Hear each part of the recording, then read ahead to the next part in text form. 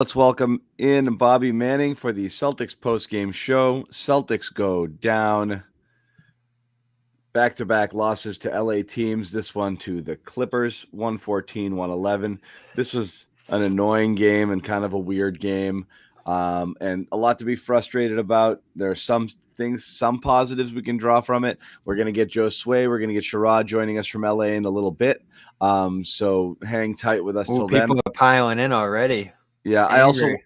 I sense it coming here. Real quick before we get started, tell you about a couple of sponsors here. We have LinkedIn. We want to welcome in LinkedIn Talent Solutions as a new sponsor. LinkedIn Jobs helps you find candidates you want to talk to faster.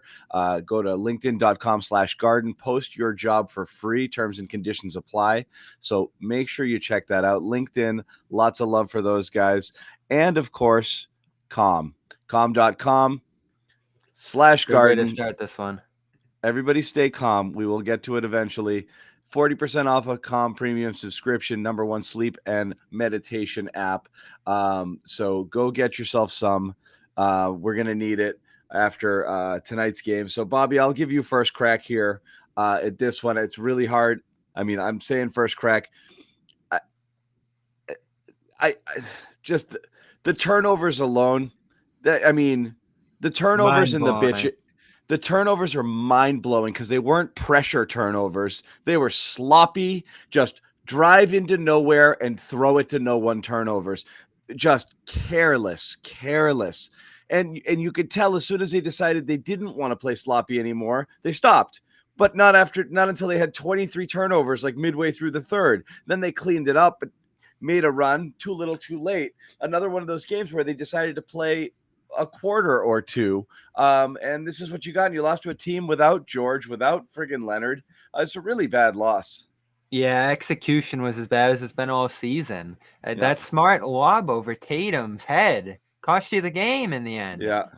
Just a brutal play there, and you can't knock Smart. He was the one driving many of those comebacks. No, but he threw it like it was to Rob, It was just a horrible play and just emblematic of how this game went for them. I thought Horford made some sloppy plays. The defense was a mess down the stretch. Was bad. Yep, Rob had probably his most turnovers ever. I didn't check that, but dude, it's not only that. I mean, he had 6 turnovers on like 12 touches. I mean, it was incredible. Yeah. The Celtics didn't really know where to go when the Clippers showed zone. And again, the thing that stuck out to me most was down the stretch there, leaving Kennard open in the corner, overhelping, Horford not getting up around a screen on Reggie Jackson's 3 late in the game. I thought he was pretty late to rotate over to Marcus Morris on that big one that ultimately decided the game too, made it 6 there. The execution just top to bottom here. I think everybody had massive mistakes in this one. I don't think effort was the issue per se. We're going to toss around a bunch of words here of just how disgraceful this was, but just an attention to detail, I think. That shouldn't be an issue this deep into the season. Defensively, not being in the right spots, not clamping down on BJ Boston when he gets going. Can we start there? You've been covering the team a lot longer than I have, John. In my time covering them, I don't think, and I don't want to diminish Boston. How many guys have had, what you're going to say is how many guys have career games against the Celtics? No, I don't think a worse player has smoked the Celtics like this. No, we've had a few of them. Last year, there was a couple. I mean, this guy was in high school about a year and a half ago, and he just came in, hasn't done much in the NBA at all yet, and punked you in that second quarter. Again, another game where the Celtics, I think, set a good tone early, played some decent defense, hit shots. I think they were 52% or so through the first. And then this guy just comes out. He's going after Smart, and he's making fun of the Celtics turnovers on one of those plays, picks up a technical, and just keeps going at you repeatedly downhill on the break. And you did nothing to stop it. It was unreal how they let him get going. Really, without a jump shot, he hits that deep one, and Richardson got out there on it, but they did nothing to clamp this guy down. There were a couple last year, too. I know, was it James? You also had the Mo Brown game, the 2020 game. The Celtics have had a few guys have career nights on them, but it is really frustrating when it happens. Mo Brown one's a good one. He ended up being There were a couple last year, I remember. A couple for sure. But Yeah. And now Boston will live on in infamy. People will be figuring out how to get him for years. I mean, the Celtics did pass on him in the draft.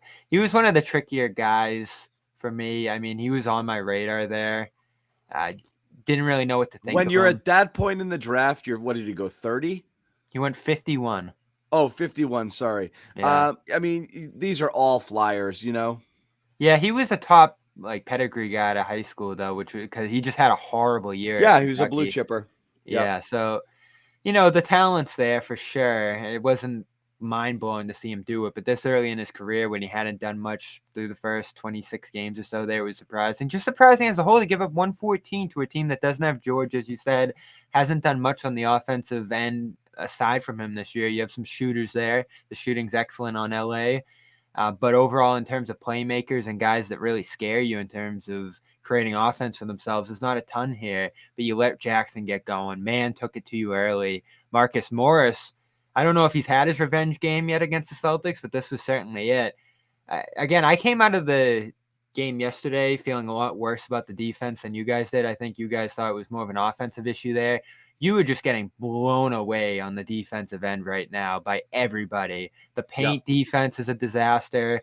Rob unplayable in fourth quarters for various reasons is a big issue. And I just see more and more Horford looking burnt out by the end of these games. Did a few good things early in that fourth quarter, but by the end of it, just struggling to get out on guys. Yeah, so that five position's a problem for you right now. Ime's got to decide what he wants to do here with this because it's just not working for him. Yeah, and I said that last night. I'm a little tired of this rotation. The starters with Schroeder aren't playing well. They're minus 12 with net rating right now. Your rotations off the bench aren't great. I think Richardson's playing like crap right now. So I don't know where you go. Maybe a little bit more Nesmith. Romeo played well early in this one. I thought Romeo was going to be the takeaway of the game the way he started, and he did. He started great. You look young now. You look young. In a game like this, you go to those guys. This is the problem. So this is the problem from the get-go with this team. And this is my problem with the Celtics. We go back and forth with these guys. Can they play? Can they not play? Should they play? What's the strategy here? What's really frustrating here is that the Celtics, because they've had so much talent over the years, they haven't had a need to develop or work in players. They've been able to just let them kind of sit and do whatever. But the last 2 years, you're doing that thing where you're playing safe veterans who you know what you're going to get at the expense of developing talent that may end up paying off for you. And that's the problem is you've got to let it ride with these guys or not. But you're not going to get the worst thing you can do for the Nesmiths and the Romeos out there is spot duty, 5 minutes, 6 minutes here and there. And they've done well with it. Sometimes if you're good, you get more minutes. If you don't, see you later. Or, hey, you did well in the second quarter, but I don't trust you enough in the second half. So bye. That's terrible. Like other cities and other places, like they spend a lot more time developing their rookies because they know they're not getting free agents, and this and that. And I think we've gotten spoiled with all of the talent that's come through here in the last few years and had just done no job developing these guys. So you just don't know what you're going to get here. You're right. Romeo starts off looking good. You get some Nesmith minutes, blah, blah, blah. And then, nothing, gone. And that's it. So I really don't know what the answer is. As I said, is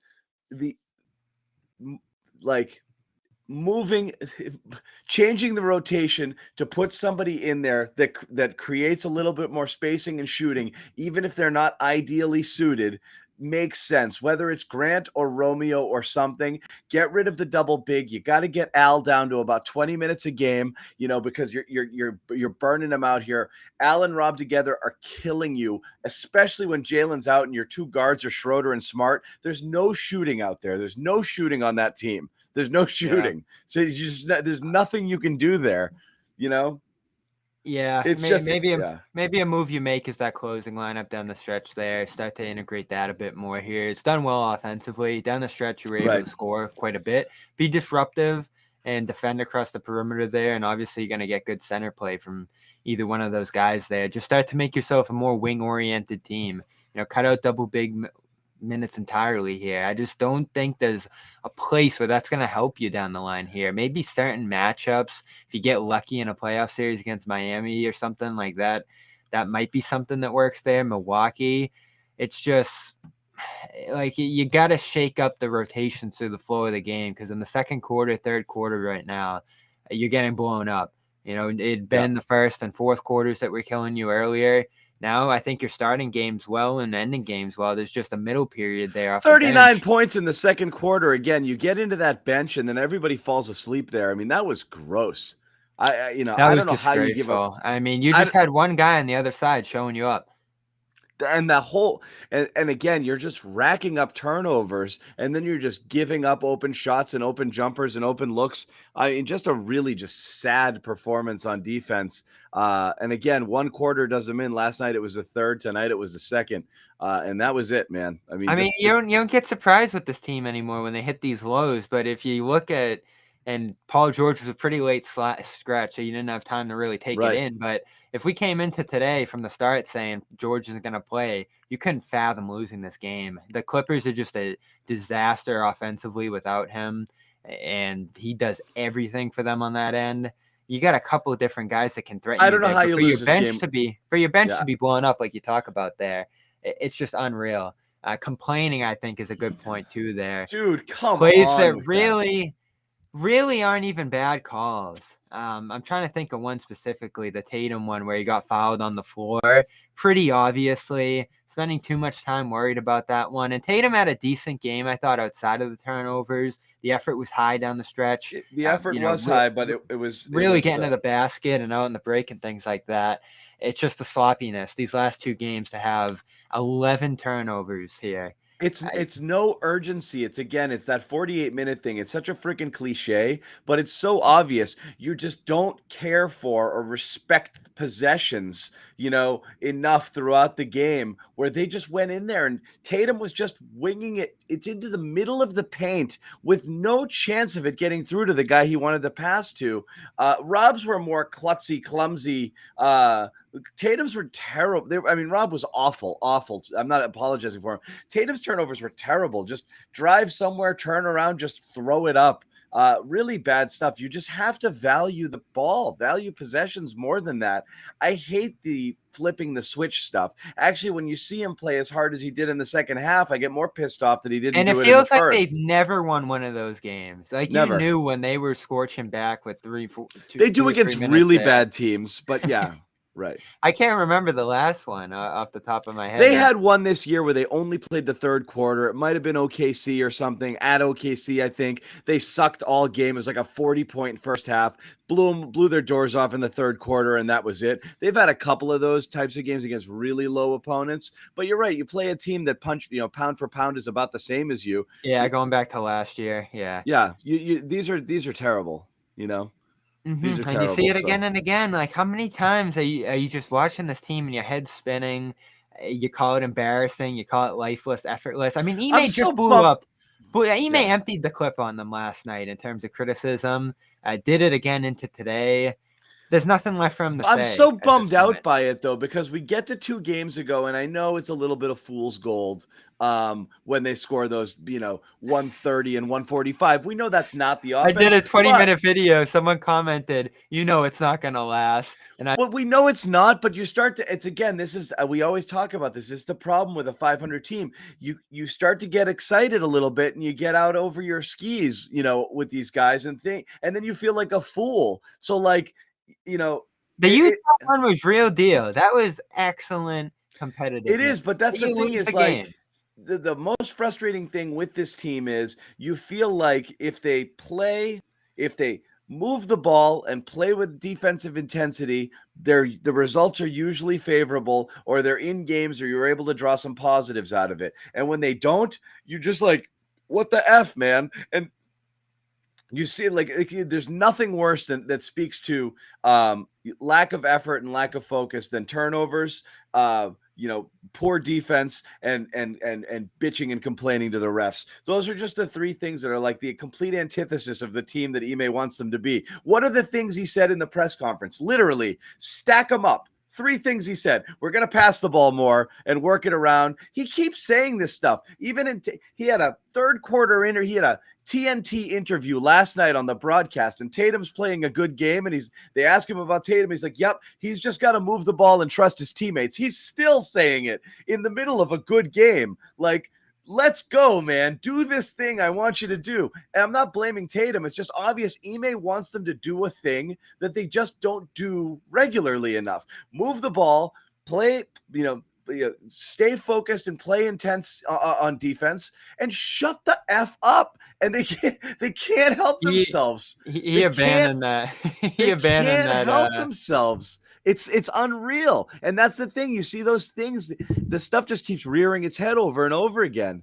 Yeah, he abandoned that no complaining rule pretty early on. I know when I was doing some stuff on that earlier in the season, Matt Moore nationally was pretty excited to track it. Like, what would a team look like that doesn't complain? And it took about one game for that to just completely dissolve. I was like, don't worry about that trend. But that's You're not going to have a team like that. This is why they kneecapped him coming in. And this is why I put a lot of this stuff on Jaylen and Jason and Marcus, particularly with the captain stuff, which everyone's like, oh, captains don't matter. They don't. But the coach wanted one. And you guys all, when asked about it, said, I don't give an F about that. So he's like, okay, shoulder shrug, guess no captains. Then he says outright, I swear I will yank you if you complain. And then game 1, Tatum's just turning around and bitching at the refs. And then Ime's like, well, I'm not going to take out my best player. And then boom, he's an empty threader. Like I said, I made this analogy with my kids.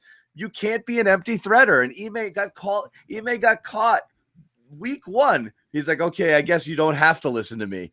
There's no repercussions. There's no anything. When they don't do the things that he wants them to do, he just keeps trotting the same guys out there. How many games have you seen him just, I'm done with this guy, and just yank him? Not too many, and when you have, it's been an ancillary player, like, all right, we're done with Richardson minutes tonight. We're done with Rob. We're done with Rob last couple of games, but not a lot of that's more matchup dependent. He hasn't just said this guy's not giving me what I want. You're done, sit. Meanwhile, a bigger challenge awaits when they have to integrate Brown into this. He just wants them to care. He just wants them to look like they care all the time. You're in the nicest way possible, trying to convey to them, you guys are not good enough talent-wise to coast in any game. So you have to do these things to win. Sometimes they do, sometimes they don't, and very rarely do they do it for 48 minutes. Yeah, and there's a lot falling on Ime still, even tonight in the chat here. And I just don't know what more you can do if you're him. Certain adjustments, rotations, but in terms of messaging and getting through to guys and making his just priorities clear here in his development, ouch. His development pointers here. You're seeing stuff that he wants done, accomplished in spots. Tatum has had some awesome passing games. As a team, they've had some games like Utah where they really whipped it around. And defensively on the whole this year, they've been excellent up until this trip. That is a point that you look at year to year where they've been completely different here. And they've gotten some bad defenders to play good defense too. So the Ime accomplishments, there's some early on here that I think make you happy with the job he's doing right now. You're always going to look to the coach. There's things that he could do better here, but man, is he way down the list of concerns I have. That's where I feel too, and that's the problem. Is now it's I don't know. I want to hear in the chat what they want from him. Well, we said this is, and again, I'll appeal to the people in the chat here as well, who are down on Ime. I don't think he's got. That's the problem. When you don't have a deep and talented roster, it's very easy to nitpick rotations because you're really not happy with anything, because they're not consistently good enough for things to work on a regular basis. So it's always easy to say, why did he play this guy? Because 2 out of 3 nights, you're going to get crap minutes out of this guy, or 1 out of 2 nights, whatever. You're lucky if you get 1 good, 1 bad performance every time you give minutes to Romeo or to Cantor or to whatever. It's just not a good enough team. So you're always, and somebody tweeted this the other day, there's not a single NBA fan base that doesn't hate their coaches' rotations. It just is what it is. You give up leads, the bench is in. Why is he playing this guy? Everybody does it. It's not unique to Boston. But the thing that bugs me the most is it's the same series of complaints you had last year with Brad, and everybody was saying Brad lost the team. Is Ime so bad he lost the team in 1 week, or are you going to start to question whether the players will play for anybody? Like, who do you want? This guy's a hand-picked coach. I don't know. If they've tuned him out, that's really friggin' bad on them. It's more on them than it is on Ime. I don't think they've tuned him out. It's just I don't know that they're capable of doing that thing that is expected of them, which is night in, night out on a full basis. Or, no, it's unnatural. It's going to take time, and you don't have a great roster here. You go back to that at the end. And at the end of the day, Tatum and Smart are killing themselves in the second half, so you're not going to question their effort. But it wasn't a full 48. Yeah, Smart's back to who he is. Tatum had a good trip overall here, and Brown hasn't been there, so you can't even start to address that whole thing there. It's a major, major loss on the big picture when you start to think about where they're at. Like we talked about him looking better without him in certain ways, and the offense executing at a higher rate, just with different ball handlers out there. At the end of the day, it's Jaylen Brown. You need that guy out there to be the best version of yourself. So, that's something you do have to take into consideration here. You're playing great teams too through all this. These last two here are a little weaker. Yeah, this is a tough stretch here. And it's going to continue. So this is the question you got to ask is where you're going to be at by the end of January, let's say, once you get through the Bucks, the Warriors, all these different teams that are coming up here. Never mind the effort you played with tonight, which I can't even imagine going into Phoenix and doing. I mean, that would just be a scary thought, thinking of what will happen if you do that against the Suns. But going forward, even if you play at your best here, like that Utah game, you're probably going to lose more games than not here against some teams that are just flat out better than you. So you got to start to think of what's the expectation of this team? What do you want out of it? Where are you going? I mean, there's big picture questions in terms of where the roster's at and the decisions they're going to have to make here in pretty short order, by mid-February. You almost, if it's going to sink, you want it to sink here and start to make that decision there about where you're going to go with things. You just don't want to be caught in this 500 mixed bag that leaves you confused and blaming injuries and blaming all this different stuff that's afflicted the team, just like last year. You want to really know that you can either make a run, improve the roster, and shoot upward, or break it down and start to figure out where you're going to go from there. I said this last year, and they ended up improving the roster. It didn't work, but I thought it was a good attempt at it, but it just came a little bit too late to me. Those things don't get decided early in the season, but you wish it could, because we know where this is going. Yeah. It's going one step forward, one step back. It's and again, so predictable. It is predictable, but again, I hate to make excuses. It's just a team this thin on talent can't play half their games without a superstar and us get any sense of what they are. Which is an issue in itself. I don't know if we're going to address that again tonight after some Ime comments pregame, but that whole situation's really puzzling and frustrating a month later to still have that be up in the air. And Ime said today he's 85-90%. It's a failure. It's a failure of the organization to have allowed him to return. There's no other way to look at it. And stop saying things. You're embarrassing yourselves. Stop saying things like it's not a setback. It is absolutely a setback. Well, not only that, but the things they were saying while it was happening. Oh, I see burst. Now today, Ime saying we'll wait till we see the burst in him. They said that they didn't see all the grabbing and issues or didn't hear anything from him throughout the flow of those games. We saw all these things. We knew it in plain sight, and they sent a different message out there, which is the most concerning thing to me. They played it off like nothing was happening while it was happening, and now it's something that they have to be careful with. I heard Gorman on the broadcast, and I don't want to blame Gorman, but say, oh, they're going to address this one with a lot of caution. It's like they already didn't address it with great caution. That's the point. That's the point. It was, you've already screwed up bringing him back less than 100%. And now you're dealing with it for who knows how long. If he's 85% now, that means certainly out for Phoenix. And we're lucky if you see him on the homestand. And they keep saying, we don't think it's long-term. Well, he's missed 4 games since you said it wasn't long term. I don't know what you think long term is. This is we're having a semantic you could debate do like here, but he's probably going to miss 6 games. You could do like a Letterman top 10 of just like the head shaking comments about that injury over 5 games, where everybody just kind of knew what they saw in front of them, and they just, I don't know what they did. Like they just kept rolling him out there and forcing the issue in spite of how it looked. He just never looked like himself. There was clearly things bugging him. The first game he played, they should have sat him down again and said, nope, like, not good enough.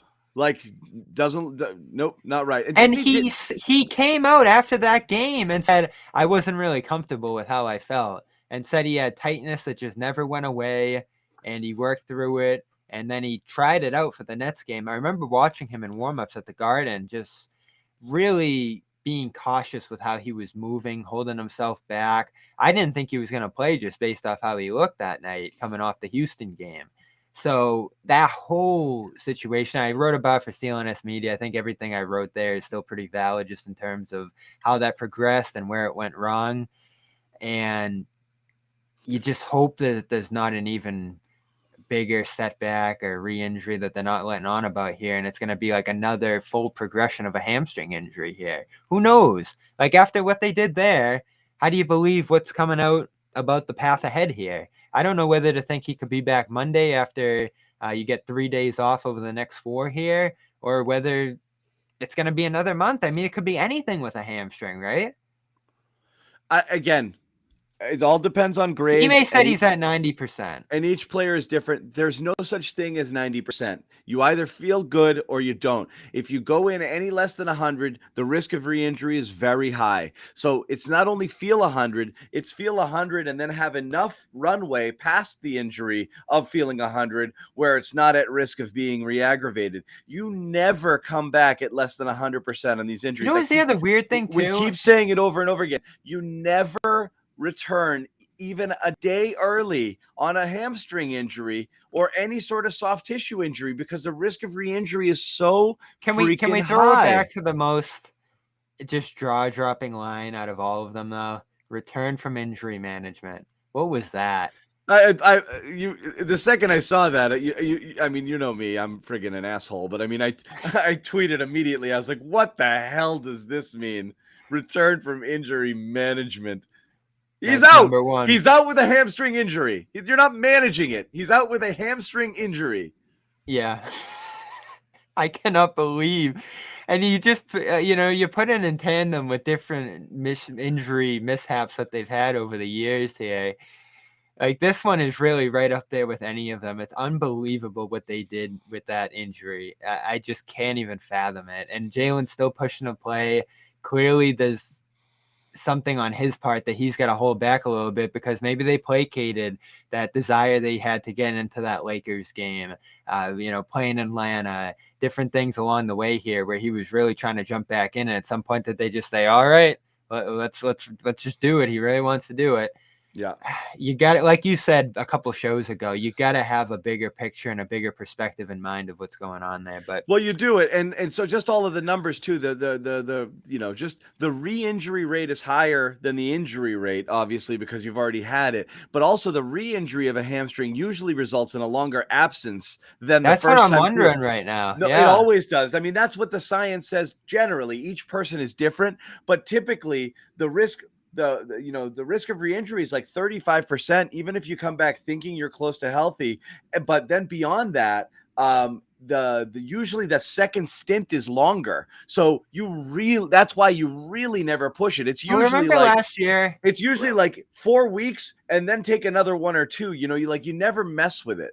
You know what I hope it isn't is, we're 500. We're kind of on the edge of this playoff race. And, maybe there's not as much leeway for him to take a massive amount of time here. I remember going back to last year, we talked every single night. It felt like, of why can't you rest Tatum? Why can't you rest Brown? And these guys need a night off with the load that they're shouldering here. And I remember Brad's answer back then was, we don't have the luxury of resting guys. Well, it played out in a bad way in the end anyway, and they didn't win any more games for it. So they're still doing this thing of, oh, he's questionable, he's day-to-day for the future. I think we'd all be perfectly fine with he's not coming back, and we'll figure it out when he's 100%, and that's it. There's no questionable, there's no day-to-day, there's no, oh, he might come back today if he feels good. There's going to come a point where he's 100%, and we'll get there when we get there. I mean, that's how any injury should be handled, right? Yeah, I guess. Let me once again just want to tell everybody, quick pause. Don't go anywhere. We got Josue coming in from LA, and hopefully Sherrod as well. But again, LinkedIn Talent Solutions, I should say. Right now, job market is what it is. It's hard to find people to hire for your small businesses. LinkedIn Jobs makes it easier to find people you want to talk to faster and for free. So you can create job posts on LinkedIn in minutes, reach up to 770 million people, focus on candidates with the right skills for you. All of the simple tools on LinkedIn Jobs, which you can filter and prioritize exactly who you want to interview and hire. So call to action here. Let me tell you what to do if you are interested. LinkedIn Jobs gives you the candidates you want to talk to faster. So go to linkedin.com/garden, post your job for free. Once again, linkedin.com/garden, post your job for free. Limited time only. So again, new sponsor, LinkedIn. Go take advantage of this offer if you are looking to hire here, LinkedIn Talent Solutions. Again, we're waiting on Josue and possibly Sherrod coming in from LA, and we've got an angry chatters here. So, we want to keep hearing from you guys. It seems like it's pretty equal opportunity right now, Bobby. If I'm looking at the chat, that's what it felt like in this game. Yeah. We got a lot of Ime. We got some Smart, even though I thought Smart was all right tonight. I thought he played a good game, particularly late. LinkedIn Jobs for some replacement players. Exactly. For a new coach, that's going to be the new jokes here. I know. Like, we're not even close to that. I trust me. Calm is not out of the picture, guys. We're still talking about Calm. We got to space this out. Yeah, LinkedIn Jobs for the medical staff, maybe. Talent Solutions. Smart doesn't get off free out of this one for me. Brutal turnover, throwing it right at Hartenstein down the stretch. The shooting, the overall offensive approach, I thought just kind of took a dive. And again, who's BJ Boston going at in the second quarter there? Smart. So you got to be able to stand up if you have the pride defensively like he does, and he's played with throughout this year. I think if the season ends today, he's all defense. But Smart was a mixed bag. He did some things that pissed you off. He's been better over the last month. He's built a higher standard for himself than this. I think he's been better, but he made a lot of plays late, and the assist too with him. I don't know how many he had exactly in this one. I'm pulling it up, but he had a stretch there of 13 straight games. He ends up with 6 in this one too. I think he had 6 yesterday as well. But ball control is his job, right, on the offensive end, and that's where he's got to be clean. And it wasn't last night. It wasn't tonight. That's where he ends up. I think culpable for this one, but one of the better players here for sure. I thought Dennis Schroeder was excellent. Leading the fast break, getting out on the run, turning up the pace in this one, which is what he didn't do yesterday. 8 assists in the end, too. Excellent Schroeder game. See, I'm capable of giving Schroeder credit, John. You look at the starting lineup, though. I mean, Horford plus 11, Smart, net neutral, Schroeder 9. Tatum ends up the -4 in the crunch time there. But that -17 for Rob was really what killed you in this. This was, I don't know what happened. It's the strangest game for Rob. He was so bad. The turnovers were so bad, but also just he got the ball in a position to one time with the travel where he just got caught with his feet there in transition. But a couple times he had catches near the rim, and he just didn't look to score. He looked to pass. One resulted in a turnover. That zone threw him off a bit. And that was a huge issue. Overpassing through the zone. I think he's so used to getting rid of it quickly that he's not recognizing offensive opportunities. And we talked about this a little last game, is he's just got to recognize, I'm here. I'll take this shot. I think it's so tricky too as a roll man to run in all that traffic on the roll. Normally you're used to an open lane in that kind of situation. I mean, I never even really figured out personally like what the best way to address that as a role man is too. That's probably on Ime to go Horford for greater brunt of this game against a defense like that. Bring the shooting out there, bring the playmaking at the top of the zone, do some handoff stuff, and screen away at the top of the zone there and just shoot over it. You're not running the pick and roll plays and the backline cuts there and all that traffic and all that just massive bodies that were around the rim there. And that's definitely what bothered Rob. You go back and look at those plays. He just ran into a brick wall in those spots, tried to get it off quickly, and he was throwing it right to the other team, going the other way there. And that's killers that so many of those turnovers were live ball opportunities for the Clippers to just get out there and sprint to the other side and finish. That was what killed you in that second quarter there. I mean, this is just unfathomable on every level. Guy like Horford, you don't expect to make the mistakes he did here. Rob, like fouling last game, doing what he did here where he makes himself unplayable. Like, we are so far past that with Rob. We haven't even talked about that being like a concern that, Rob might end up in a spot that you can't play him just because the bad plays. No, it shouldn't be. Pile up. I mean, that's playoffs 2020. I know. That's what I mean. I how are we back here with this? It's funny because like it took us till, game whatever it was last night. Last night was game 25 of the season to see that full athleticism once again from Rob. But now we're back to, 2019, 2020 erratic, kind of sloppy, all over the place play. 7 fouls over with the last year. With the bad fouls, and that was something he wasn't doing before. So it's like as soon as he got his spring back, he just started kind of friggin' jumping all over the place and, losing control of his body. Like, I don't know what happened. It's so strange because even when he wasn't playing with that explosive athleticism early in the year, he was so much more controlled. We talked about how the game had slowed for him, and he's just been a sloppy mess these last couple nights. It's really upsetting. Josue is trying to get ready. Once he's looking sexy, we're going to pull him in here. Yes, sexy, big sexy. There he is. What's up, buddy?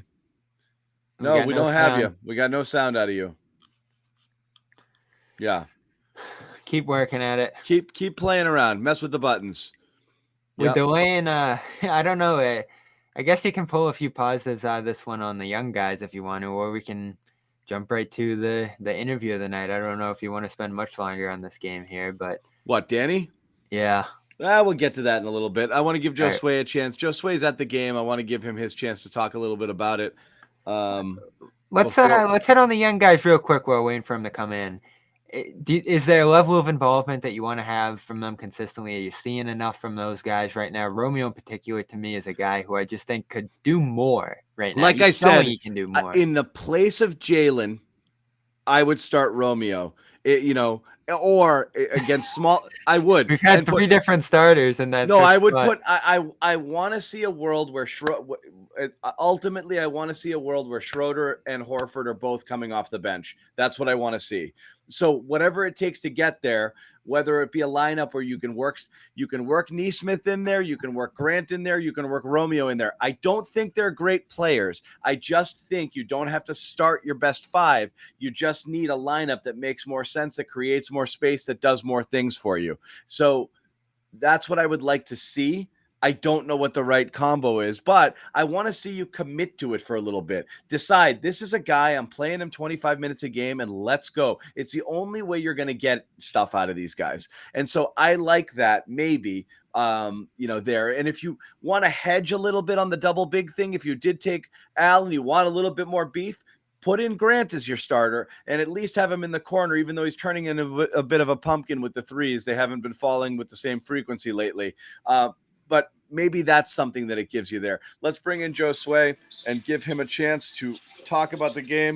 What's going on, guys? Craziness. First of all, I just want everyone to know that right now on the floor, as part of the I don't know, I think it's a season ticket holder thing, but they start with an interview with Eric Bledsoe, and it's because it's his birthday tomorrow. And to start things off, right as I'm about to go on, the MC tells the entire crowd to sing happy birthday to Eric Bledsoe. So I apologize. I knew it was going to be distracting. I knew the interview was going to be distracting. I didn't know that they do post-game interviews like that where, like, guys sit in the stands and it's like a one-on-one sit-down for 20 minutes. But that's what's going on right now. So it's a big night for the Clippers. It's all good. It's a big night for the Clippers. We've been going the chat's lit right now. People are pissed off. So we'll give you a chance to no agenda. To What have was at on it. you watched the game. You have at it. What were your observations? So I think, again, it reminds me of, and I say again because we said it last week, right? That the first quarter, second quarter, like the Celtics just get themselves into these holes and they can't get out of them. And I thought that in the first half it was the same case, but in the second quarter alone, when the Clippers scored 39 points, 20. You got Boston coming off the bench and just giving Celtics the business, and then at the same time, you see the Celtics start to come around, but it was just the uphill battle was just too steep. I mean, we've seen it so many times, and I thought it was just disappointing because you look at the kind of production you got from the bench, right? We always talk about trying to find some consistency. Man, Josh Richardson to me was like a whole vibe tonight. Whether it was just on getting the ball on the floor and scoring, or just keeping up with his defenders, I just thought that sort of energy was contagious. And then you look at Dennis Schroeder, him too, yeah. Like Dennis Schroeder, he was phenomenal. I'm trying to figure out, alone from the second quarter and just overall transition defense, like what else went wrong for this team. And I think those are the two that top the list. And you look at guys scoring double figures for the Clippers. I just thought it was just too much for the Celtics to handle, and it's disappointing because they kept up, but that second quarter hole that they fell into, it was too steep to crawl out. Yeah, Clippers never really got good half-court offense going. You made it easy for them with the turnovers. It was all transition. Yeah, the turnovers, you're giving them.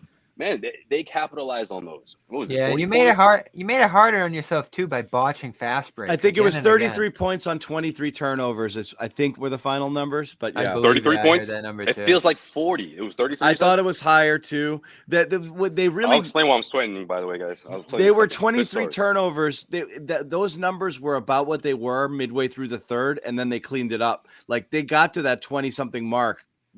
I think it was 22 halfway through the third, and there was one more the rest of the way. So they did clean it up a little bit late, but it was ugly. So guess who's at the top of the blame pie list for the chat, Josue, right now? Guess. If I had to guess, I'm gonna say Al. Maybe I saw some Al hate. Ime. Again. Really? People are mad at Ime. Ime by far. They are furious at Ime for a second. Why? What did he do wrong? That's what I'm wondering. What could he have done better to change the outcome of this one? I want a full explanation, a nice little essay from one of our chatters here. Again, it's just in your essays. It's just. I like that. Ime, rest the coach next game. Wow. I don't know what it is. Is it the rotations? Is it the decision making, play calls down the stretch? There's a number of different things I think you can nitpick there, but we're so early here, and I think he's done a lot of good stuff early this year. Yeah, especially you look at the turnaround. I mean, look, it doesn't say that on the record, right? You look at the record, it's still a 500 team, but just their overall approach and the style of play, it's changed, and it's changed for the better. And you have no one else to think but Ime. He's got these guys dialed in on defense. It just doesn't always translate on the other end on the night-to-night basis. And this schedule is not going to get any easier. Though defense the last couple of nights has been a little off, but yeah. Defense fell apart on this trip for sure. The Los Angeles, it wasn't good in Los Angeles. But, the way they started the road trip, you got that huge win in Portland, like where it all came together. And we haven't seen that team since Portland. That seemed like they left that back in Portland. I do feel a general frustration in the fan base. And I've had friends say this to me too, just furious. And Bill Simmons was tweeting it. There's a real sentiment in the fan base that they're just giving these young guys a bad break right now. Neesmith in particular, and he had a nice fast break dunk in this one, but the lack of involvement for those guys, I think, is starting to drive people crazy. Becoming a real second guess in a game like this where effort and execution is so bad for some of the other guys. And frankly, Romeo played so good early. You talked about that bench rotation, Josue, in the first quarter there, that gave the Celtics a nice lead there. Outplayed LA's bench pretty decisively, and Romeo grabbing the ball back from Hartenstein and finishing in the lane, bursting out of that left corner, and you just never saw him for the rest of the night, which was frustrating. So there's bits and pieces from Ime, I think, that I can see being angry with out of this one, but the big picture overall, I think he's implemented a lot of stuff really fast that's been good for this group. Just hasn't been consistent, and he can't jam consistency down their throat here. Effort, attention to detail. Besides sitting guys down, and that's just something he's shown he's not willing to do. So on my way to the media room, I'm making my way over, trying to hurry up a bit. And I look right next to me. It's almost like we just met at this point, right? It's Marcus Smart. I'm like, I look at Marcus. What's up, Marcus? What's going on? Hey, what's going on, man? And I'm walking the same direction. He's walking the same direction. And I said, Marcus, what happened tonight? What went wrong? And he goes, everything. Everything went wrong. Guys were all over the place. I said, well, what do you mean by that? He's like, look, we just have to get it together. And he talked about how, what are we not going to make the playoffs? Obviously, he's being sarcastic, but he's like, look, at the end of the day, we're going to get it together. And, guys aren't even healthy. There's a lot of stuff going on. And other than that, and then next thing I know, I'm start feeling like this like breeze coming in. And then I'm walking, and I realize I passed the media room, and I'm about to approach like where the players go outside and load the bus. And I said, okay, I've gone too far. I kept it short, but I wonder if Marcus was expecting me to relay this message on the Garter report or the Celtics post-game show. So I think he was about to like open up, and he was like, wait a minute, I don't know. But you know what, Marcus, I think everything, the water's under the bridge from last season. I think he's moved on. I think that's the moral of the story I got. So otherwise, good. I don't think he talks to me at all. So, no, but yeah, funny. I mean, look, to Marcus's point, you can see the frustration. You can understand the frustration. He has some incredible plays down the stretch in this one. Just continue to keep the Celtics in it, and you have to wait to see it through. I just think at the end of the day, Marcus isn't going to be as reactionary. He's gonna be more patient. He's not gonna be as reactionary because he was the one that called these guys out, and that was sort of the somewhat turning point. If you had to pick one this season, that was it. So I'm not worried about Marcus, and I think that I think he's got the right attitude right now. I think he's been very positive. It's been neck and neck between him and Horford. And I think with the way Horford's tailed off a little bit in recent weeks here, I think Smart's been the best Celtic this year by a pretty sizable margin. Yeah, but Bobby, you knew. Bobby, also, you knew Al was. I mean, it's not a knock on Al, but like he was at a level where he wasn't going to sustain. That was going to be all season long, right? I mean, that's a good point. Like I get it, but at the same time, like I just feel like Al is sort of like he's okay, right? He's started out so well that he's starting to even out a bit, and that's fine. I don't know if he's still one of the most. This trip wasn't great, but he's been one of the most reliable guys on this team. No, you rely on him probably too much. Like they're just like, oh my God, this guy's so good. He's such a steady hand that we got to play him for the whole fourth quarter. And so that's probably having some of the diminishing impact on him. You'd like, and Ime even said this a couple of weeks ago, we'd like on this trip to be able to rely on him a little bit less. That was what he said coming into this trip. And it's gone the other way. Last two games, you've had to play him for massive stretches in the second halves here. So you don't have the depth behind him, the reliability behind him right now to sort of put him in a role that he should be in at this point in his career. And they even had to rest him in that Portland game. I mean, they came into this year not thinking that they'd have to rest him on back-to-backs. Yeah. So, like, look, Al's turned into a pumpkin. He should be playing less. Bobby, Marcus Smart has not been the best Celtic this year. He was really bad for the first 10, 12, 13 games. You're really fired up about that answer. I heard that. There's no way. He's been much better lately, much better. But he was the worst version of Marcus Smart we've seen maybe ever for the first. What about the defense? For the first half of the season, he was really rough. But he's been much better. Much better, of late. And again, we talked about post call out, they were playing better, after he said the things that he said, but you have to also remember the day that he said what he said, he'd had one of his worst games also. So, he had been playing pretty poorly up until then. I don't know who you would give the mantle to for best player. It was Al for a while, but he's definitely turned into a bit of a pumpkin, as time has gone on. So, I'm not really sure who I'm giving that to. I wasn't going to let, I didn't want to, I couldn't let that one go completely. I'm giving it to Al. I think Smart's right there with anybody just because of the defensive tone and the passing tone. The two things they've needed the most, he's given them. Yeah, but he was shooting so friggin' bad. Let's quickly talk. A couple other pieces of news we want to get to, including a interesting trade proposal. Trade proposal put out into the ether that I want to talk about. Also, some interesting comments from Danny Ainge. But first off, Calm, you know the deal by now. America's #1 app for sleep and meditation, teamed up with none other than LeBron James, who Josue had an up and. Did you talk Calm with LeBron? No, I did not. I should have talked to Marcus about it, actually. You should. We needed a sponsor. You should have gotten that's where you go get a sponsor read from him. Rather a disappointing loss. Yeah, he would. For the Garden Report, you go right to LeBron and say, "Can you do this little promo for me?" To LeBron. I thought you meant Marcus. No, to LeBron. To LeBron. But anyway, you train your brain to help you sleep better, reduce stress, perform at your best. We need that this week. Yeah, we all need it. I'm cooked. I need it. But anyway, calm.com/garden, limited time, 40% off a Calm premium subscription. You can get all sorts of things, sound of rain, whatever it is that you like there, waterfalls, stories, music, all sorts of things help you get to sleep. So again, just go check it out, calm.com/garden, 40% off for a premium subscription, limited time only. So go get some. I'm not, I swear to you, this isn't a script. This isn't part of the read, but like, I swear the other night, Nick was like, I think he has it as an alarm, but he was blasting like the sounds of the forest. I was like, Nick, is that calm? He was like, yeah, it is. Yeah, it is. You're supposed to put that in your headphone. You don't blast it and then go to sleep like. Yeah, that's not how it works. It's not. He goes, no. It was my alarm. I go, how is that going to wake you up? Like, that's your alarm. Anyway, that just reminded me of that. I never heard it so loud. I'm like, I don't think that's the purpose of it. Turn off that rock and roll music. So, couple things that were out that were interesting today that I wanted to talk about. ESPN trade proposal was a whole bunch of players and a whole bunch of picks for Damian Lillard.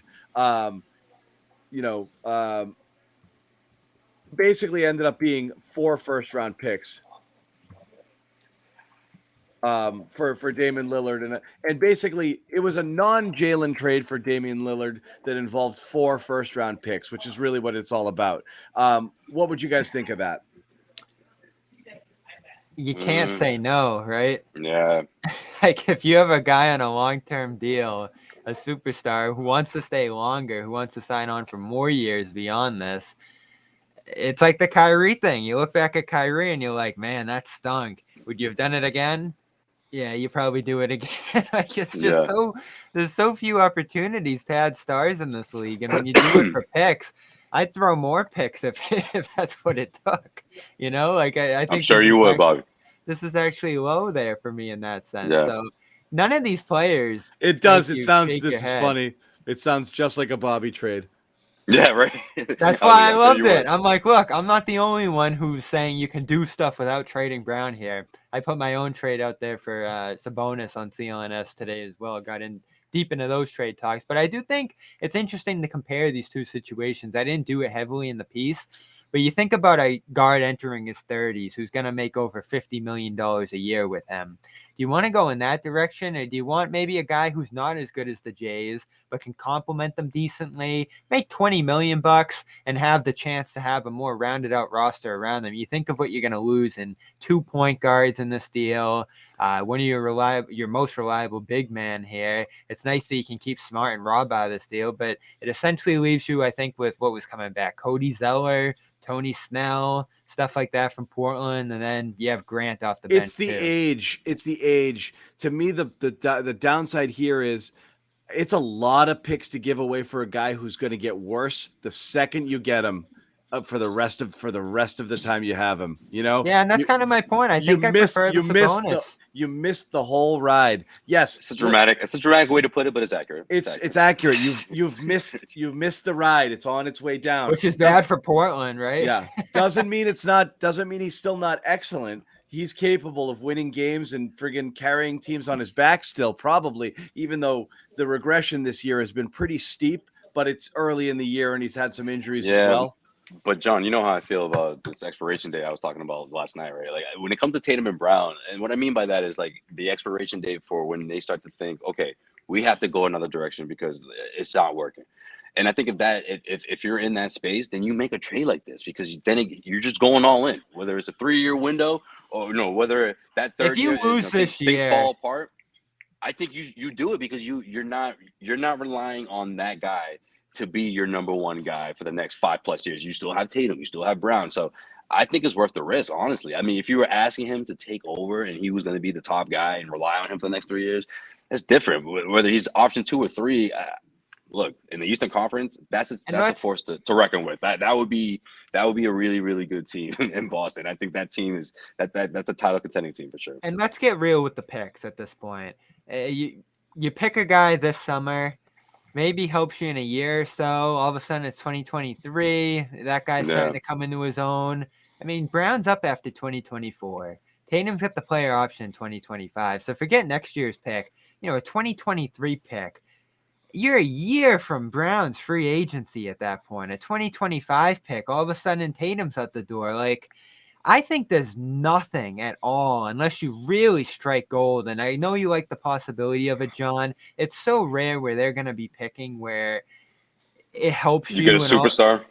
Not even a superstar, but like a third guy, like a Sabonis. What are the odds you're going to get a Sabonis in there? It's so low to me. And or how long is that person? Again, I said this in the piece. The alarms aren't ringing on the Jays yet. But a year from now, it's not that. It could be. That's what I mean, Bobby. Exactly. Here's the thing. That's what I was saying last night. That's why I'm calling it too. This season and next season. But yeah, go ahead.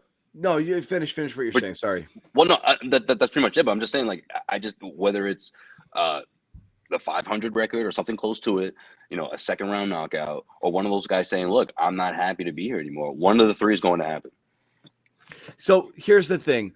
We can't look at I think too many people are living in a world looking at ideal scenarios, and you can't, because you have to recognize the Celtics are in a very compromised position with all of the factors you talked about. They don't have a lot of assets right now. They don't have young and up and coming players that they can kind of next gen stars here. So they have to give up a ton of picks to be able to make any deals work. And the thing Josue keeps talking about, those guys, if you don't appease them in some way in the next year or two, they're going to walk. So how many teams do this? Like Milwaukee did it with Giannis. They're like, what do you need? What do you need? How many first? And boy, did it. Yeah, but Bobby, that was. But this is exactly. I'm not calling an asterisk, but this is Milwaukee. Yeah. This is the Jrue holiday. Celtics fans are taking. What do you need? We'll give whatever to keep you here, because you have to start looking at the trade. Every trade you make, not just the guys you're giving up for the guys you're getting back. It's the guys you're giving up for the guys you're getting back, and Tatum and Brown. And when you put them in the trade, the risk of losing them by not doing something, it's an automatic no-brainer. If this trade keeps these guys, and if not doing the trade costs you these guys, it's almost like you're trading for them. So you have to put that into the equation. No, that's such a great point. And think of all of the picks. Yeah. If you keep those guys and you're good and you get better, you don't care that you gave up those picks. You don't care. If you get your guys, the same thing in the NFL. It doesn't matter if you give up 5 first-round picks if you get your franchise quarterback. So if you get the guy who's going to help keep these guys here and make your team better. I mean, they're more important than the NFL. I'm just saying the deal doesn't matter. I see what you're saying. If it makes you better and it keeps the Jays here, that's it. That's good enough. I just don't know that Lillard is the guy. Because, again, I don't know. You might not be able to be picky about it. I mean, if it's but you can't be picky. That's exactly right.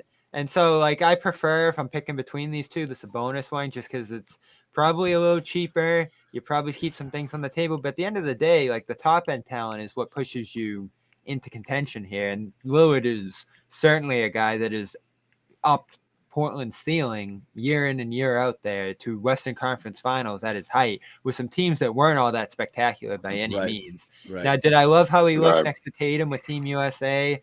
Not really. Is he the best facilitator in the world? Not at all. I mean, he's a guy who's going to be trying to do it with his scoring, much like the Jays are right now. So I do think you end up with a complicated picture where you still need guys to accentuate the 3 stars. But 3 stars is better than 2. You have a great option at the point of attack there. And they've had success playing like that before, not to mention the fact that you could keep Smart next to him in this scenario. I think that's a great looking backcourt there, offense, defense. So, I mean, you just look at this. I think you say no to this. Like, I don't know what you think. If someone puts Lillard on if anybody gives you the option, I don't love it, because I am a little worried of age, and I'm a little worried of mortgaging so many picks that you have no path to improvement beyond, what your stars, and you're still hedging a lot because you still got to convince Tatum and Brown to stay. So it's got to work and it's got to be good, but unless you go full rebuild, you have to say anybody puts a star on the table and says and you don't give Jaylen Brown up in the deal, you have to make the trade. Let's be clear. I think you have to. What they're doing right now is not keeping the Jays around. And selling. If a star is on the table for not Jaylen Brown, you have to make the trade, even if it's not exactly the guy you want. This is the plan, right? They have piled up tradable salaries. They've done everything. I think they've compromised opportunities to improve and keep a guy like Fournier who could help them now toward being able to make these kind of deals, knowing that you don't have the best assets in the world in terms of players. So remember, we go back to that Kemba trade, and they did it early because you left the first on the table there for next year, so you're not caught in that back-to-back first-round pick years. I think you got to really make an aggressive jump sooner rather than later. You have to. Yeah. And just judging off how Brad's played it, fortunately, I do think that's how he's thinking and how he's approaching this. I mean, they are just going to be super aggressive, I think, when the opportunity comes. That doesn't mean you couldn't trade Jaylen for a different player or something else if you needed to down the road that might improve the composition of the team better. I'm not saying you would do that. It's consolidating. But you can do lots of different things there. But and again, people are asking who's proposing this on the timeline. This is just simply one of these ESPN articles that was saying, it was Pelton, I believe, right, who's just said, here's 5 proposals that could work for Dame. And the reason this one was enticing, and we're even talking about it is because it was a non-Jaylen trade proposal, which is obviously very intriguing. And I think that's what every Celtics fan wants. They want a superstar without giving up Brown. I think we all agree that Portland probably says no to this, right? Like, you don't even have a single player. It's 4 picks. I think it was 4 picks. There was some protections on the later ones. But the later ones went from top 10 to top 4 to unprotected in the last one. But there was three unprotected picks up until that, and then the one way down the road, which is like, who knows how bad will be then, had some protections on it. But my guess is, that was a lot of picks, and they were a couple years down the road too. I see a lot of people asking about Brogdon too. You can't trade for him this year. I still like the Sabonis ones. I don't really, we talked about it briefly yesterday, but that's a trade I just love in terms of fitting next to these guys, making the game easier for them.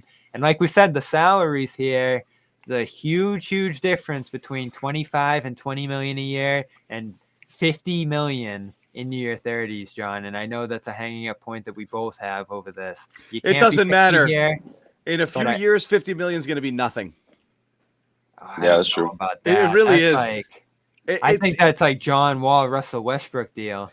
It is now, but 3 years from now, 50 million is everyone's getting 50. It just is what it is. That's just where the numbers are going. Yeah. Top 10, top 15 players. Yeah, they're all getting 50, 55, 60, 65. It's not going to be, it's just think about that. I mean, 58 or whatever it's going to be at its max there. Plus the 30-something for Tatum, 30-something for Brown. You have like 100 million there wrapped up in 3 players. Yeah. So it doesn't leave a lot of flexibility to be able to build a roster out around those guys, not to mention this scenario where you're relying on Rob at center. And again, the trade I made today, I'm sending out Rob for Sabonis. I am. Like, I want something reliable. I want something reliable in there, sustainable. Of course, no injury worries, week in and week out. It's not even close. I mean, if it's Rob and a couple of firsts, you do that in a heartbeat. Mm-hmm. And I love Rob, but you do it in a heartbeat. Yeah, but I just don't think his value isn't quite there yet. You just have to wait and see. It probably isn't. He can stay healthy. Yeah, if he can stay healthy, it would be. But yeah, it isn't. Yeah, it's tough.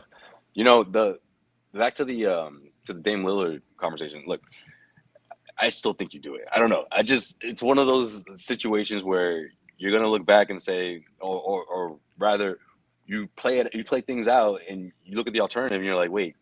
Maybe that Dame. There is no alternative. The alternative would be whether split the Jays or try to go another route. But I just don't see it I don't see them maximizing that opportunity. And look, Jaylen and Jason, if we're talking hypotheticals in a year or so, like they're going to be at a point where I think that they wouldn't mind having someone like Dame Lillard. Is that something that you two are concerned about? You think that they would reject that idea, teaming up with Dame and getting that extra piece that could push them to a title? I don't think that they would be ecstatic. Kind of I think these are 2 guys that are begging for help right now, begging for someone to make the game. And listen, these are also 2 guys that played with Kyrie Irving, that played with Kemba Walker. So they're comfortable with the score first point guard.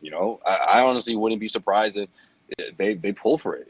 But again, this is all hypothetical. And I love what John said. If you're Portland, like the greatest, one of the best super player you ever had, and you just dump it for some picks, I don't know if that's going to go over well. And I love what John said about trading for Brown and Tatum, essentially, with all the picks there. Yeah. Like, just using those as leverage so you can keep Brown. How many deals have we run into over the years where there was no way to get the deal done without Brown or Tatum? I still think we're kind of looking at a scenario where teams want. Yeah. But you run into a rebuilding team, and you tell that rebuilding team, we're going to empty the picks on your head here. You have them. If things go wrong here, all of a sudden you got us in a Brooklyn situation. Maybe that makes them look the other way. But that's why a team, when people say, why would this team do it? You do it exactly for the same reason the Celtics in the Brooklyn situation. It was a franchise-altering thing. It gets you Tatum. It gets you stars. It gets you – and that's why you do it. You're hoping that when those picks cut, when they come home to roost. Which is great for them, but I don't think that's a worry for the Celtics. If it happens, it happens. Great. All of these trades are – that's what they look like. You're not trading the picks now. You're trading future firsts for when that team's going to be bad, and you do it. But again, you're right. Like you look at all of these deals again. Milwaukee does it to appease Giannis. Whatever it was that the Clippers gave up in order to get George, which assured that Kawhi would stay, would sign there. It's the same thing. You're not just trading for Paul George. You're trading for Kawhi and Paul George. So it doesn't matter how big that price tag is. If you don't do that trade, you get neither player. You do that trade, you get them both. So again, anything, this is one of those where you bring those guys into the office and say, guys, this is good enough for you to stay, right? If I do this, we're good. Okay, good. I got your word. Excellent. We're going to pull the trigger, right? Again, you know what else helps too? Like the Jan situation was unique because obviously he had to stay and he had to re-up. Yep. He put the comment out there. Look, some people, they see a brick wall, they go the other direction. I go through it. All that was great, but at the same time, Giannis is a top 5 player. Like we have to remember that. Like when we're gonna put if we're gonna put the measuring stick next to what happened in Milwaukee, the first building block is having a top 5 guy. But Giannis the Celtics was don't 26. have a top 5 guys. Yeah, but he was already a top 5 guy though. Like the Celtics don't have a top 5 guy. Yeah, at 26. You bring in someone. You're projecting that the Jays are gonna get there. I'm not. We're talking about now or in a year. No, like you're not gonna trade for Damian Lillard in 2 years. I'm talking about right now. No, you're going to do it right now, and you're going to keep those guys together for 4 or 5 years here, maybe right. Even but longer. Bobby, my point is, if one of those guys were a top 5 guys, maybe you don't sell the farm as quickly because you're thinking, well, he's a top 5 guy. He can, one more notch, but they're not there yet. That's the thing. So if you can bring in someone like Dame and get those guys all together, and they're both in a space where they're like, man, we just need that one guy to get us to the finals, and let's see what happens. I think Dame Lillard falls into that category that would excite both of those guys. Yeah, there's a window there of some playoff degree. Performances. Like he's built up his resume for himself. He's stacked this thing up that it's hard to say no. You love this guy when he's at his best. I mean, he's an MVP. It's unbelievable. He's a real deal MVP. He's a top player. 75 all timer. Right. I mean, there were. He is. That's right. He is. He snuck in ahead of Kyrie. That bubble year, when he was doing what he was doing to get them into the play-in tournament there, he was the best player in the world. I mean, he was better than anybody at that point in time when he was just scoring at will, pushing them into that play-in tournament. That was unbelievable. Some of the best basketball I've watched over the last year before years. too, the playoffs, the walk-off win, friggin' hits that 40-footer. The clutch factor with him. I mean, it's so unreal. Good. That friggin' killer stare. Oh my and God. Man, is he loyal. Paul George still has nightmares. He still has nightmares. Assassin right in his eye, Savage. And man, is he loyal. The stuff he's gone through there, ups and downs, bad management, coaching change. All that. It's relevant. It's all relevant. And look, he still wants all 3 of them right now. All 3 of them can relate. It's like, man, I mean, the grand scheme of things, maybe Damian wasn't as close, but Celtics, they got 2 guys that can say, man, 2 wins away, Eastern Conference Final, it just didn't fall for us. And the contract thing, Tatum was technically 1 quarter away, right? Celtics were leading the Cavs in Game 7, so they had that experience. It's not like a rental. It's not a Kyrie situation even. He is signed through 2024, right through the Brown window. So he's here for that run there. I mean, this is the move you make that sets you up to. There wouldn't be like a little like phase where they have to fade. No, this is just go. And remember the Harden conversation Here we you had? go. You're together for the next 3 years. Play. Yeah, 2.5 years. And remember remember the Harden conversation we had? Like, it's like, all right, you don't make that move. Oh, all of a sudden he's in Brooklyn standing in your way there. I don't care. I still don't make the Harden trade. I think I'm not saying it's the same thing. Again, or whatever. I think he sucks this year. Where's Lillard going if it's not Boston? It's Philly. It's New York. All of a sudden you have like 5 powerhouse teams stacked in front of you if you're Boston, and really no way to surmount that in terms of talent, no matter what Tatum and Brown do on their own there. So yeah, but you don't necessarily look at that because we play this game all the time. Like, oh, how are they going to get past these guys? How you build the best team you never look at the other people. You build the best team you can. No, that's relevant too. With your set of circumstances, you don't just chase to get that guy this year. You're always worried about now, 2 years from now, 4 years from now. But it's happened how many times in front of you, John? Holiday. You wanted Holiday. Look what Holiday does to Milwaukee. I know Lonzo. I didn't. I had to argue with you friggin' guys to convince you that he was better than Kemba last year. Look at what Lonzo did for Chicago and the way he bolsters them. I mean, you convinced me. For the record, I was convinced. I told you in the preseason last year. I'm selling all my Kemba stock. I'd still love Lonzo Ball for this team. And I wanted Lonzo bad. I would have sold out for Lonzo if we could have found any way to get him here. Everyone's like, "Oh, he's not that good." Oh God, everyone, just shut up. Hey, and for this team, I don't know what it is that people just look at the thing that the guy doesn't do well and be like, "He wouldn't fit here," like, oh my God, Though there were a ton of fans that wanted Lonzo here too, but still. And that point you made about being able to move Brown down the line, still. It like hammers this home. Do you end up moving him for Beal and make it Lillard, Beal, and Tatum? Does Simmons start to look more enticing in that situation there between Lillard and Tatum? All of a sudden you have like a playmaking 5, a scoring wing, and a lead point guard in that situation there. Like there's just so much more flexibility that gives you as a real deal contending team. And think of the impact on how guys look at the Celtics in terms of buyout players at that time of year. Like this just changes where you are in the league if you make this deal. Could it go wrong? Yes. Kyrie went wrong, but I think almost everybody still do Kyrie 10 out of 10 times. And they say they still do it. So that's the point here. I do Kyrie again and again. That's a trade you had to make. You gotta hope that they can get involved with something like this, because man, if they don't, they are in trouble. Yeah, no doubt about it. It's interesting to see if it comes up here. I think I pressed the wrong button. I may disappear, but it doesn't mean I'm gone. John hit self-destruct. You got a countdown going? Yeah, right. No, I don't know. We'll see. Am I still here? Yes. Yeah, you're still here. Sorry, yes. I accidentally pressed the red button, the nuclear button. Any good quotes tonight? I saw Tatum at the podium. No, just smart to Josue. That was it. Yeah, that was it. Good stuff, Josue. Yeah, I guess he doesn't hate me. It's the first time I've seen him since the shutdown. So since he told us to go F ourselves. Yeah, that's all right. He said, "Tell Sherrod." I said, "No, he didn't say that." No. Yeah, wonder if that's where Sherrod is now. He's talking to him. So we got Phoenix on Friday. We'll be back for that game as well. And then... I got something. Brandon Boston's talking about going at Smart and getting the technical foul there. He says, "I just told him I'm here." Oh snap! Yeah, I missed the taunting call. I didn't see exactly what happened, but those guys are going at it. It was chippy in the beginning, and you could see that, especially with Tatum and the way they were double teaming him, and that one tech. I mean, I thought he was gonna get tossed. He jumped up and just I thought he was gonna get tossed after he elbowed Grant there. I'm just like, this guy's going too far. Yeah, man. I like seeing that stuff. Yeah, I like it. I mean, how old is he? 19? Grant can act. That was some good acting from Grant. That was impressive stuff from the young guy there. Yeah. So again, we got Phoenix. Doesn't get any easier here. We are sadly looking at a 1-4 trip if they can't win this here, which is again. Then it's Milwaukee, Golden State, New York, Philly. It's a tough stretch, man. You really wanted to go. Keep coming.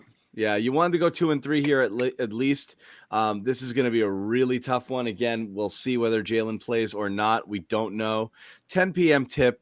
Damn it. I was hoping for a 9.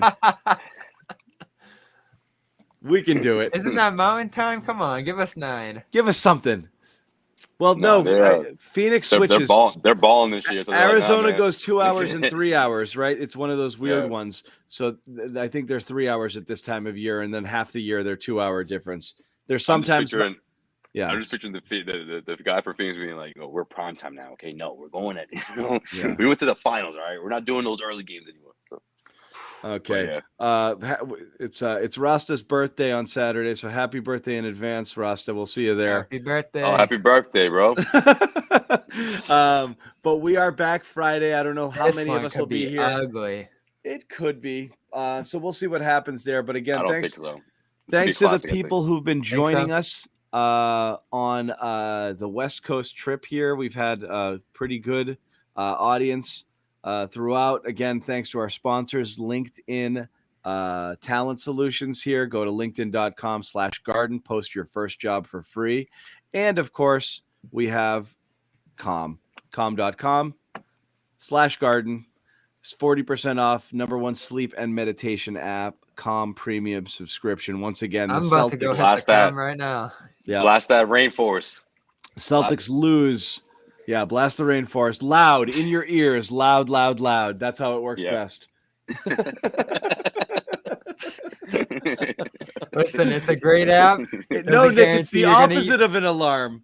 Doesn't guarantee you're going to use it well. And of course, it's blasting for minutes. I'm like, yeah, so it's an alarm, and it woke you right up. It's the opposite of an alarm. It woke you right up, didn't it? It's almost like right about to wake up, and he must have just been like right back to sleep, like, right back into it. It's like, yeah, well, why would you set this? Jeez. So again, Celtics lose to the Clippers, 114-111. Frustrating game. Thanks to everybody who hung out with us. Thanks to Bobby for being along the whole West Coast trip. Josue doing good work out in LA. Again, all of you guys for hanging with us. Thanks to Nick too, covering a couple of games. I hope the curse isn't back. Bobby, do you remember the curse? Do you remember the Cosby Street curse? No, I don't. He's like, what the hell are you talking about? So the first 11 games I ever covered on the road, the Celtics lost every one of them. So I just thought it's interesting because I haven't covered a game since the shutdown on the road, and the first 2 games I covered, 0-2, baby. It's Nick. See. It's Nick. It's not you. It's Nick. He's gonna hate that comment. It's Nick. Anyway, he was excited last night. Yeah, it could be. He was jacked up. No, I mean, like, he got too into the Laker vibe. I was telling him it was bad vibes coming in because they have Christmas music. They have like ice rink going, so it's like a little plaza here, Staples Center, and like he was all into it. I'm like, yeah. But no, sucked in. Oh, yeah, sucked in, right? I guess we did. We neglected to mention one thing. I'll give it about a 10-sec. We'll talk about it 2 minutes here before we wrap because somebody just mentioned it in the chat. Interesting. There was the tradition. They do this thing, the tradition in Boston. Honoring different athletes every year at the Boston Sports Museum, and Danny Ainge was there. And Ainge gave a quote. That's right. I'm not closing the book on other opportunities, talking about looking for a new role. He says, I don't want to work 18, 20 hours a day, but I could work in some advisory capacity. Pitching himself, too. I've been in this 40 years. I think I'm in the game. I'm interested. People want my talents, want my help. I'm more than happy. I think he would like to have some sort of, I think people freaked out about this, like, oh, he's coming back. I don't think he's going to run a team full time, but wouldn't be surprised if he ended up somewhere. I just think it, really reinforces the notion that he was fired because he could have done that here. That's what it sounds like, right? Yeah. So in any case, he's not. I'm retiring. pretty sure the Celtics would have allowed him to continue working here in an advisory capacity. But whatever. I'm shocked he said that. Shocked he said that. Yeah, because it always felt like it was in his card. I mean, the cards are in his hands, right? He chose this, and he was tired of this, and I even spoke to one of the the Celtics owners who's been there for a long time, and he was adamant. He's like, "Look, this has nothing to do with we fired him or anything like that. He just wants to take a break." And then the rumor started about the Utah thing. No, he's not going to do that. He just wants to take a break. So it's interesting. I mean, that could be the case, but I'm just surprised that he would wait 4 months and already make comments like this. So again, it brings it rings that they. Well, listen, he could have been done with the Celtics situation and was like, "I'm done with this. I'm not. This is the best I can do." That could be it too. That could be it too. Like I think there's those shades of truth to everything that was going on, but the big picture story of in March, Danny having an epiphany and saying, "I'm retiring, and we're gonna make Brad this heir apparent here, and he's gonna coach out this season, and we're gonna find a replacement." Never ever believe that. I never did. They don't. We said it then, and this comment says it here. They both got fired. But Brad just got fired up. If you loved your coach, why would he not be your coach anymore? Yeah, I know, right? Well, maybe they both agreed. Like, look, I need, I think they agreed in the end after. Yeah. I believe it was huge. Yeah, I guess he didn't be like, I can't make the situation any better, and Brad's just like, dude, me too. I think it made sense for everybody. And again, this team, they don't even listen to me anymore, man. Like, I don't know what the hell happened. Like, that was the sentiment of Brad at the time. I'm excited to get someone new in here with some fresh perspective and lay that on the team here. And I'm sure he was happy to continue to collect the salary that he was in that head coaching capacity in a different role, but he was willing and able and did a good job over the offseason, I thought. Probably better than I think anybody could have expected with the resources that he had, the incredible Kemba Horford trade. It was just a job well done by Brad, and feels like, at least for now, he's in that role for, I don't want to say the long haul, but longer than I thought it was possible there. So, I'll give Brad some credit in terms of the transition. It was a quick one. I know people were crapping on the draft pick here, but I spoke to coaches in Vegas who were very impressed by the prospect that he picked up at 45. He's playing well in Paris. We're not going to figure out that one for years from now. So hold off on the Boston flag waving, because, again, we did it for Mo Brown, and Mo Brown's in the G League. So hold it on one-game reactions on prospects that you passed on. Yeah, that's fair. Fair. I'm not doing Yam Madar talk right now, though. Just not. How's he doing in Serbia? Yeah, I'm just not doing it. Anyway, people were mentioning that they wanted us to talk Ainge, so we did want to talk about it quickly, but we are going to wrap it. We've been going a long time. It's 2:40 on a school night. I got to get the kids up and ready for school tomorrow. So we're going to wrap it. They're waking me up in like 3 hours, 4 hours. Yeah, like 3.5 hours. Something like that. But it's all good. Again, make sure you subscribe to all our YouTube channels. I'll have a ton of content over there. Josue and Nick will have their reports filed from LA. Yes, we've got all of the post-game reaction, and we'll have a much more stuff coming out in the next couple of days. And, of course, we're back with you on Friday for the Suns. Again, for Josue Pavon from Heavy.com, CLNS Media, Bobby Manning, Boston Sports Journal, CLNS Media, John Zannis, we are out. We will see you